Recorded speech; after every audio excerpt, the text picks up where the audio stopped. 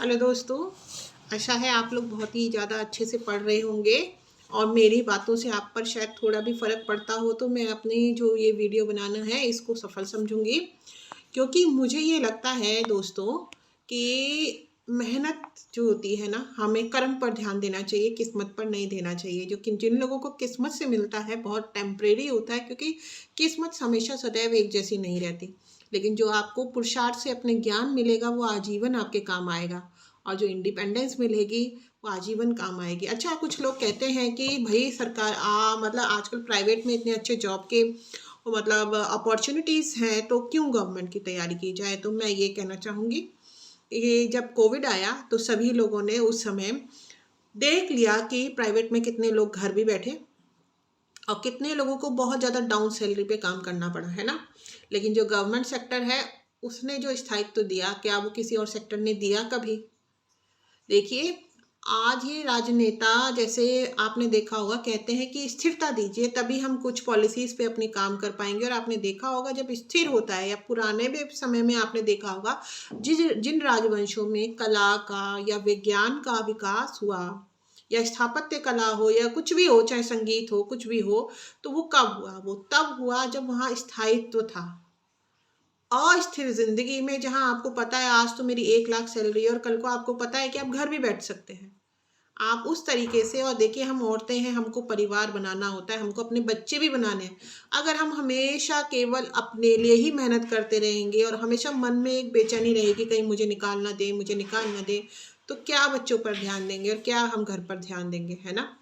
तो स्पेशली मैं कह रही हूँ लेडीज़ और जेंट्स, वैसे तो बाप का फर्ज भी बहुत ज़्यादा होता है, लेकिन मेरा लेडीज़ के लिए इसीलिए ज़्यादा जोर रहता है क्योंकि लेडीज़ आज भी समाज में द्वितीय स्तर पर ही आती हैं, चाहे कितनी भी सरकार योजनाएं चला ले, चाहे कुछ भी चला ले। और सत्य यही है कि कोई भी घर उनका अपना नहीं होता, हालांकि दोनों घर उनके होते हैं, लेकिन घर कोई नहीं होता। और भले ही सरकार ने ऐसे नियम बना दिए कि लेडीज़ को प्रॉपर्टी मिलेगी अपने पिता के यहाँ भी, लेकिन आज भी अगर आप आंकड़ों में देखेंगे तो कितनी लेडीज़ को वो प्रॉपर्टी मिल रही है। तो आपके पास तो वही है जो आप अपनी मेहनत से अचीव करती हैं, ठीक है। तो कल को बुढ़ापे में ऐसा ना हो कि कहीं के भी ना रहे। अगर कोई धोखा मिलता है आपको लाइफ में, आप ऐसे बनिए ना, जो धोखा कर रहा है वो धोखा करे, लेकिन आपके बच्चे बेघर ना हो, आप बेघर ना हो, और आप डिग्निटी के साथ में अपना जीवन जी पाए, ना आपको मायके आना पड़े उसके लिए फाइनेंशियल सपोर्ट के लिए, और ना ही किसी और की जिससे आपकी शादी हुई है गलत अत्याचार आपको सहने पड़े, है ना। केवल किस लिए कि वो बच्चों का खर्च उठा रहा है या आपका खर्च उठा रहा है, नहीं। प्यार के लिए रहिए जीवन साथी के साथ, या माँ बाप के साथ, या भाई बहन के साथ, पैसे के लिए नहीं, ठीक है। तो बहुत बातें हो गई, आपको थोड़ा सा मैं बता देती हूँ।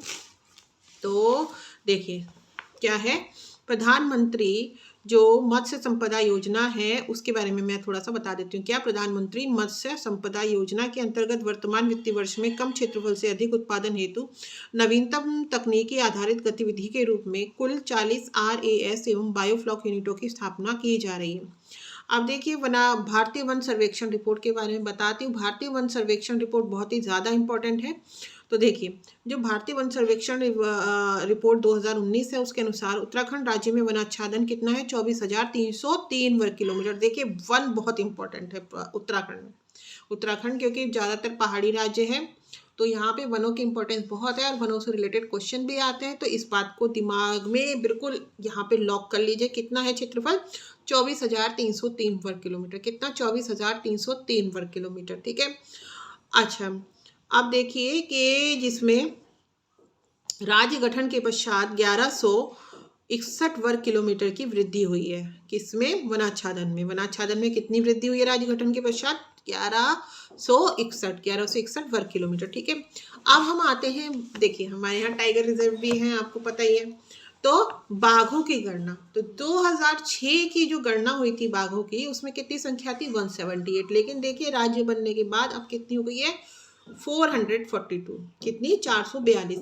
और हाथियों की संख्या भी 2020 में बढ़कर कितनी हो गई है? 2026। कितनी हो गई है? 2026। अच्छा, अब नमामि गंगे प्रोजेक्ट, नमामि गंगे हर हर गंगे, एक बार बोलिए मेरे साथ, नमामि गंगे हर हर गंगे। तो नमामि गंगे जो परियोजना है उसकी अवधि कितनी है, 5 वर्ष, 2016-17 से 2020-21 तक, 2016-17 से 2020-21 तक।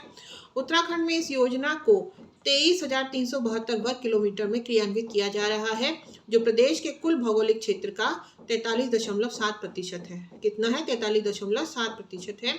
तो भारत सरकार की योजना जल जीवन मिशन में हर घर नल से जल, क्या, हर घर नल से जल, हर घर नल से जल। देखियो आजकल बहुत ज्यादा बिल्कुल करीबी करीबी ऑप्शन देते हैं, इसलिए मैं आपको ये बार बार पढ़ के दिखा रही हूँ। क्या, एक तो जो योजना क्या है, जल जीवन मिशन, और उसमें क्या है ये, हर घर नल से जल, हर घर नल से जल के अंतर्गत वर्ष 2024 तक समस्त ग्रामीण परिवारों को घरेलू क्रियाशील नल संयोजन उपलब्ध कराना लक्षित है। कार्यक्रम के अंतर्गत प्रत्येक ग्रामीण परिवारों को नियमित आधार पर 55 लीटर प्रति व्यक्ति प्रतिदिन निर्धारित गुणवत्ता का पेयजल उपलब्ध कराया जाना है। कितना, 55 लीटर प्रति व्यक्ति प्रतिदिन। आप देखिए कितना सारा जल एक व्यक्ति को चाहिए, है ना, कितना जल हम यूज करते हैं और जल की क्या महत्ता है। तो कितना है, 55 लीटर प्रति व्यक्ति, ठीक है। अब देखिए, और उत्तराखंड राज्य में ग्रामीण क्षेत्र के 1,86,1910 परिवारों को वर्ष 2024 तक, कितना, 1,46,1910, यानी आप इसको नोट भी कर लीजिए जो मैं बता रही हूँ, ठीक है। 14619110 परिवारों को वर्ष 2024 तक घरेलू क्रियाशील नल संयोजन, इसको देखिए, जो कुछ बच्चे इंग्लिश में पढ़े होंगे इसको मैं बता देती हूँ क्योंकि ये मेन टर्म है। Functional house hold tap connection FHTCS के माध्यम से 50 लीटर प्रति व्यक्ति की दर एवं BIS 10500 द्वारा निर्धारित गुणवत्ता मानकों के अनुरूप पेयजल आपूर्ति की जानी है, ठीक है। तो आज के लिए इतना ही, आगे मैं बताऊंगी अगली वीडियो में निर्यात से संबंधित आंकड़े आप लोगों को। तो अगली वीडियो जरूर देखिएगा, और अच्छा लगे तो मेरा चैनल लाइक और सब्सक्राइब कीजिएगा। और मैं आऊँ ना आऊँ दोस्तों, लेकिन आपकी पढ़ाई रेगुलर नियमित रूप पर ज़रूर होनी चाहिए, ज़रूर होनी चाहिए और ज़रूर होनी चाहिए, ठीक है। Good bye for now, bye.